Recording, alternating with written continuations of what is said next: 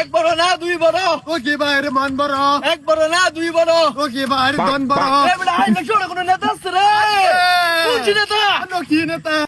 দর্শক দেখতে পাচ্ছেন সকাল থেকে শহরের অলিগলিতে বিভিন্ন চিপা চাপায় ভিড় করেছে ছাপরি নেতা এবং পাতি নেতারা। আমরা এখন তাদের সাথে কিছু আলাপ আলোচনা করবো এবং তাদের মনের ভাবগুলা জানবো। আসেন আসেন। হ্যাঁ ভাইয়া, আপনি রাজনীতি নিয়ে কিছু বলেন। আমি চালাই অটো, আমি তুলি না কোনো ফটো।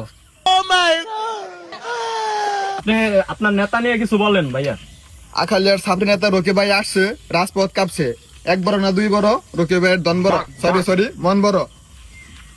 রকি ভাই যদি আগামী দিনের নেতা হয়, রকি আমাদের মাঝে সবাইকে বাতে মারবে না, সবাইকে জঙ্গলে মারবে, কুটকি মেরে মারবে। দর্শক আমরা এখন সরাসরি ছাপরি নেতা রকি ভাইয়ের সাথে যুক্ত হব, এই চ্যাপ্টা মিটিং এর আলোচনা নিয়ে কিছু কথা বলবো।